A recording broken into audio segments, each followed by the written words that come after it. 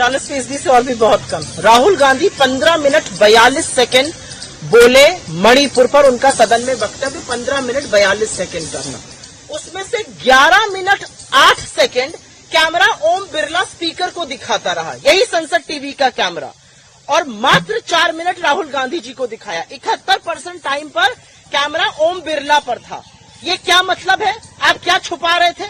आपने क्यों नहीं राहुल जी को दिखाया? राहुल जी ने बड़ी बड़ी बातें कही, मणिपुर पर बात कही कि वहां पर लोगों की हत्या हुई है, सरकार हाथ पे हाथ धरे बैठी है, सेना का प्रयोग नहीं कर रही। मणिपुर में असम राइफल और मणिपुर पुलिस में एफआईआर हो रही है, सरकार पता नहीं किसको बचाने का काम कर रही है। राहुल गांधी जी ने 3 और तस्वीरें दिखाई थी और आपके कैमरा पर मैं वो फोटो दिखाना चाहती हूँ।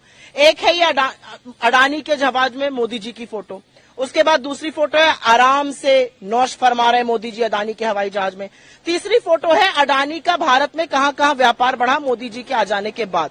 ये सारी अपने आप में बड़ी बातें हैं, इसको क्यों नहीं दिखाया गया? 71% टाइम पर ओम बिरला को देख रहे थे। विपक्ष का सांसद और सबसे मजबूत आवाज बोलेगी, ये किस तरह की ये लुच्चई है, ये गलीचपना है, इसको क्या कहा जाए?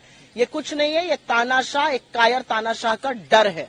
मैम, राहुल गांधी ने जब बयान दिया उसके बाद स्मृति ईरानी ये भूल जाती है कि ये टेलीविजन चैनल नहीं है, ये भारत का सदन है, आपकी नौटंकी का अखाड़ा नहीं है। अपनी बेकार की एक्टिंग और झूठा आक्रोश बंद कर दीजिए। मणिपुर पर बात हो रही है, हर वक्त मुद्दे से बरगलाने की, मुद्दे से भटकाने की कोशिश बंद कर दीजिए। दम है तो मणिपुर पर बात करिए।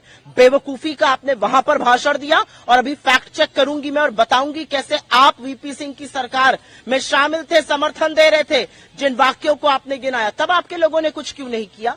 आज आप क्विट इंडिया मूवमेंट की बात करती है, किस मुंह से बात करती है क्विट इंडिया मूवमेंट की?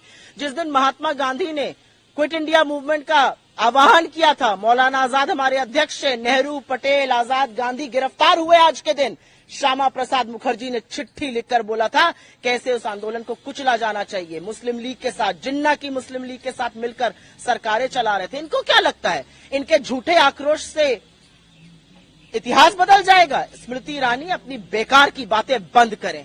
78 दिन तक जो बोल नहीं पाया उसको कोई नैतिक अधिकार नहीं है सदन में बोलने का। स्मृति ईरानी ये कह रही है कि मणिपुर तो इंटीग्रल पार्ट है, ना अखंडित था, ना है और ना रहेगा। साथ ही उन्होंने बोला जो में थपथपाते हैं भारत माँ की हत्या पर, उन्हें बात करने का कोई अधिकार नहीं। स्मृति ईरानी एक औरत के नाम पर भी धब्बा है, मंत्री होने के नाम पर तो धब्बा है ही। क्या है भारत माता? क्या भारत माता पेड़, पल्लव, नदी, नाले, पहाड़, मैदान यही है? भारत माता इस देश की जनता है, इस देश के लोग हैं, इस देश के वो नागरिक हैं जो इस देश को अपनी मां कहते हैं। और 160 वो नागरिक मार डाले गए हैं मणिपुर में, 160 से नागरिक मारे गए, 60,000 से ज्यादा वो नागरिक विस्थापित हैं। हर व्यक्ति में भारत माता है, मेरे में भी भारत माता है, आप में भी भारत माता है। अगर आपकी, आपके समुदाय विशेष की वजह से हत्या होती है तो भारत माता की हत्या है, वो गलत है।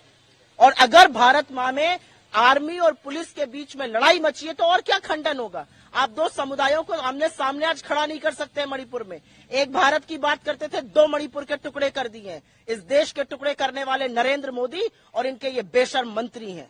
सवाल और लूंगा कि जिस तरीके से उन्होंने धारा 370 का जिक्र किया है, स्मृति ईरानी तो मेरे सवालों के लायक नहीं है, क्योंकि वो सिर्फ और सिर्फ झूठ प्रचारित करती हैं।